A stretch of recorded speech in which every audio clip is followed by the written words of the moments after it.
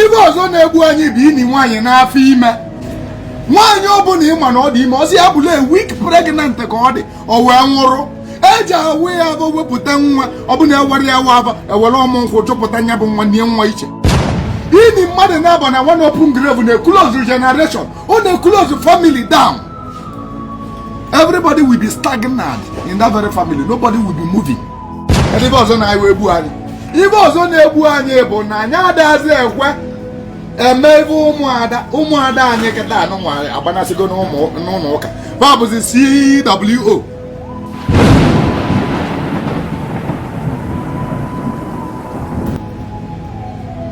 So omenala a na-edele ndị be mmadụ ebe nye nwere nke ọ bụla is keep. Any of them do it wholeheartedly. Don't complain. Ọ bụ na ijiri ego je chọba ego meluva omenala ba no once in lifetime. Adaba nwaanyị nwụ ife ọ bụ na ba request melufa nya.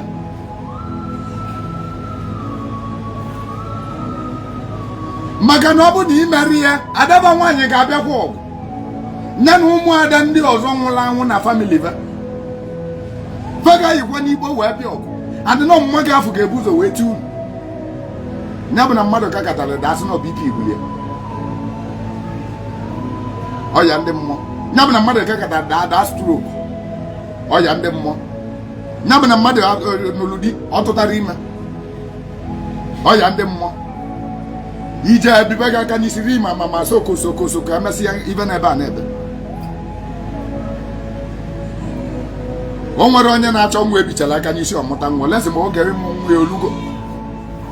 Maka na o nwere ndị kata nna galaga si no in the year of their 35 gaba ga-eji wee mụ nwa. Be doctors ọba na ụwa baje until no duo that date dịba na akalaka gaba ga-eji wee mụ nwa. Onye bụ ejiri nwayọ mụọla onwe ya nwa. As no miracle working God, miracle working Jesus. Jesus has nothing to do with na ịmụrụ nwa maọbụ na ịmụrụ nwa.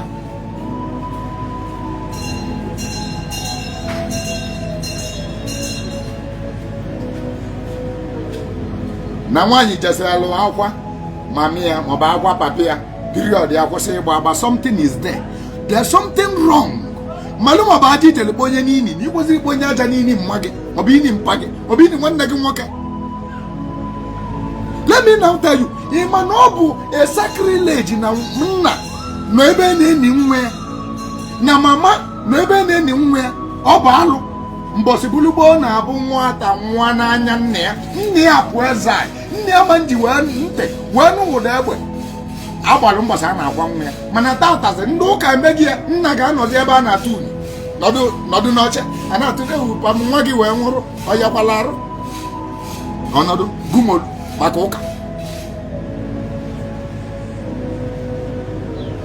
maka ụka in the actual sense.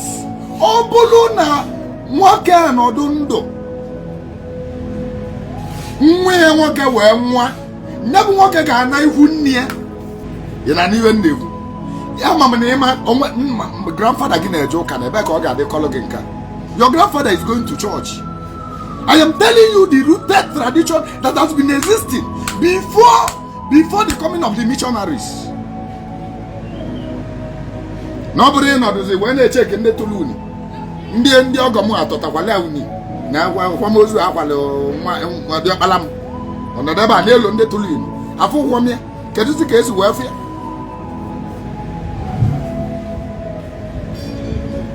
Something we are failing that is killing us.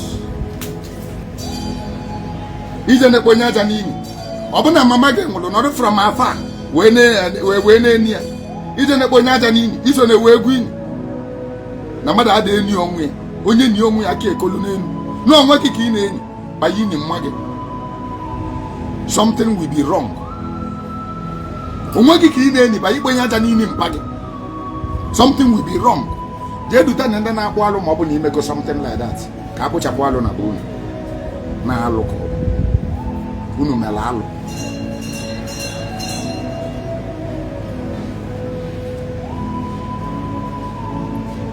Unu mere ezigbo alụ.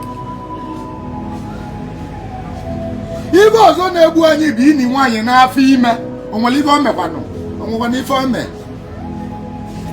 nwaanyị ọbụla ịma na ọ dị ime ọsị ya bụla week pregnant ka ọ dị o wee nwụrụ eji awụ ya abụ wepụta nwa ọbụla ewere ya waba ewere ọmụ nkwụ chụpụta nya bụ nwa nie nwa iche adịghị n'iko mmadụ na-abụ na one open grave ndị ụka emegi ya sị na a na-eme mass burial ekpokọta ndị mmadụ ọnụ nwunye aba n'ovu onu ochite aja abomination ini mmadụ na-aba na one open grave na-eclose generation ọ na-eclose family down. Everybody will be stagnant in that very family. Nobody will be moving. It will be killing them every year. It's a mother in one family every year. It's a normal thing. It's not a normal thing. It's abnormal for a person to be dying in the family every good year. As a madam, every year, madam. Oh, when they put every year, madam, not on a family. It's an odd them. Judge one as a go normally for no man.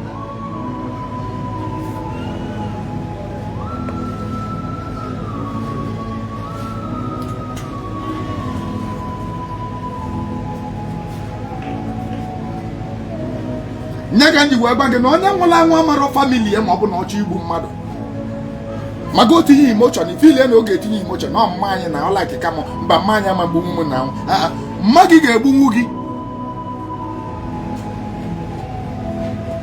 ini enye bụ ọ dị ime ogbuo gị without ime nwaanyị dị ime bụ abata nwaanyị afọ kupụta nwa a ga-ekupụta nwa jee gwuo ini ebe ọzọ nie nwa iche nie nya bụ nwaanyị iche ọ bụzi na ọ bụrụzi nkupụta ga-ege ekupụta ewele ọbụba ọmụnkwụ ajụ onye si na nwatakịrị o bụ n'afọ bụ nwoke ọ bụ nwaanyị tata ga na-achụpụ ya mbọmbọtọ nọsị eweli ejegwu ini ebe ọzọ nie nya without doing that there will be a calamity upon the family. The wrath of the gods will invade the family and destroy everybody destroyable. Respect your culture so that you will live long. They said, even your Bible said, honor the father and the mother so that your days will be long. But when you say that this one's fetish one, honor Saint Mary, Saint Michael, Saint Jude, Saint Augustine, but in honor. But your own people can never be honored.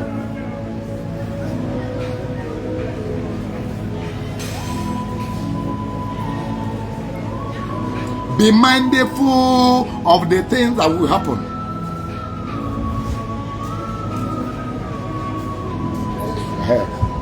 If also na-egbu anyị bụ na anyị adazi ekwe eme ebe ụmụada anyị kịta anụ nwa agbanasigo n'ụlọ ụka babụzi CWO na kedụ ebe a na-akpọba agịlịka gịnị nwanne women ọnwezi ebe ọzọ a na-alụ ụmụada nwaada ibulu nwaanyị wee nọdụ n'ụlọ ụka maka erejistara ọrụ ụmụada unu ịma na ibu a very big disgrace to Igbo nation, to a womanhood, to ụmụada.